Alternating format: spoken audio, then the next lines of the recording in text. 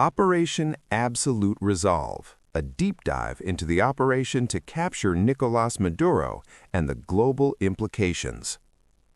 Introduction: a momentous event in global geopolitics. On January 3, 2026, the world watched in shock and awe as Nicolás Maduro, the long-standing president of Venezuela, was captured in a meticulously planned and executed operation by the United States. The operation, codenamed Operation Absolute Resolve, was more than just an event in international politics. It was a moment of immense geopolitical importance that reverberated throughout the world. The United States' move to capture Maduro, who had been embroiled in numerous allegations of corruption, human rights violations, and involvement in international drug trafficking, was seen as a pivotal moment not only in Venezuela's crisis, but in the broader global power dynamics. Cutting-edge military technology, complex strategies, and international cooperation. This event, which involved cutting-edge military technology, complex strategies, and international cooperation, raised numerous questions. How did this operation unfold? What were the logistics and costs involved? Which countries participated in the operation, and what role did the wider geopolitical context play? This article delves deep into the inner workings of Operation Absolute Resolve, providing an in-depth analysis of its planning, execution, and the global consequences of such a bold military strike. We'll explore the military assets used, the collaborating nations, the costs of such an operation, and the impact on international relations, along with the ongoing consequences for Venezuela and the world stage. 1. The build-up, a long-standing struggle. The decision to capture Nicolás Maduro was not made overnight. For years, Venezuela had been sinking deeper into a political and economic quagmire. Under Maduro's regime, the country faced unprecedented hyperinflation, political repression, widespread corruption, and a humanitarian crisis that had led millions of Venezuelans to flee their homes in search of better prospects elsewhere. Meanwhile, the country's oil-based economy had crumbled, with revenues severely diminished by global sanctions and internal mismanagement. Internationally, the United States and several Western allies had long seen Maduro as an illegitimate ruler. The Trump administration had imposed a series of sanctions against Maduro and his inner circle, accusing them of undermining democracy, engaging in narco-trafficking, and violating human rights. Over time, these sanctions were ramped up, leading to increasingly severe consequences for the Venezuelan people and adding fuel to the already volatile situation in the country. By the time the Biden administration took office in 2025, the U.S. government had made it clear that the regime of Nicolás Maduro was not going to be tolerated indefinitely.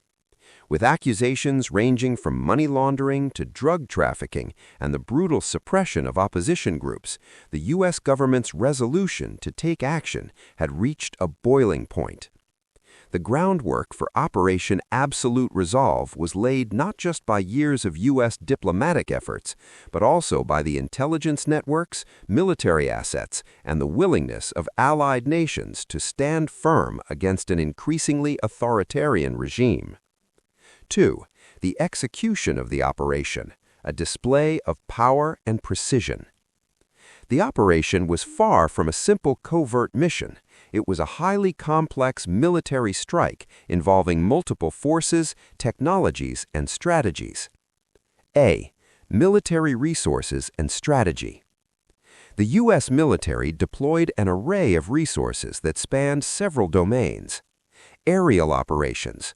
Over 150 aircraft participated in the operation, including F-35 and F-A-18 fighters, electronic warfare platforms, and C-130 Hercules transport planes.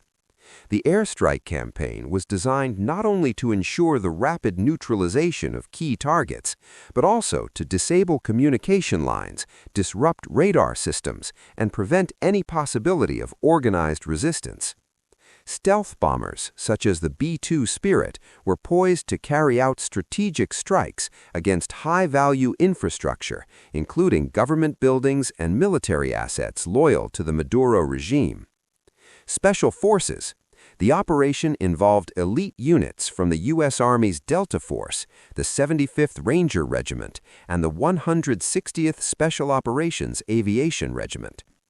These units were tasked with infiltrating critical sites and extracting key individuals, including Maduro.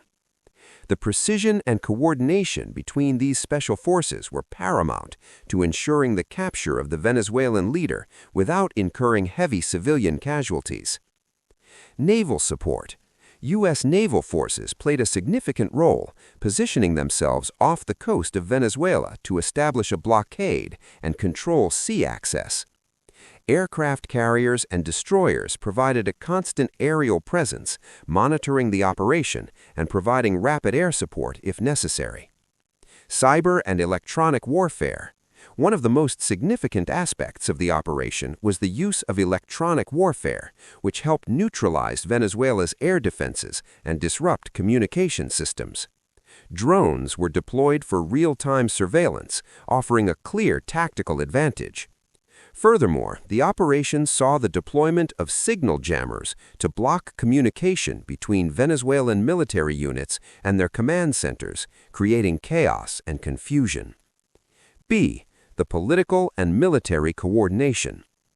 This was not just a U.S. operation in isolation. Intelligence agencies, such as the CIA, played a pivotal role in gathering data on the Venezuelan government's inner workings, the movements of Maduro, and the security layout of key sites. According to various reports, U.S. officials worked closely with regional allies to prepare for the operation. While details about specific foreign participation remain limited, it is clear that Brazil and other neighboring countries were informed and had a vested interest in seeing the operation succeed. C. The role of Russian and Cuban forces. Reports of Russian interference and the presence of Cuban military personnel in Venezuela made the operation even more contentious. Russian forces were reported to have trained Venezuelan soldiers, while Cuba maintained significant intelligence and military influence in the region. According to some sources, Russian advisors attempted to assist in the defense of the Maduro government during the early stages of the operation. However, U.S. military sources claim that any Russian presence was neutralized swiftly, with Cuban forces encountering resistance from Venezuelan troops loyal to Maduro. Despite these reports, no direct military confrontation between Russian and U.S. forces has been confirmed. However, the presence of Russian military assets in the region raised the stakes significantly, turning what could have been a straightforward operation into a high-risk engagement. 3. The cost, financial and human. While exact figures on the financial costs of the operation have not been publicly released, estimates suggest that Operation Absolute Resolve was one of the most expensive military strikes of its kind.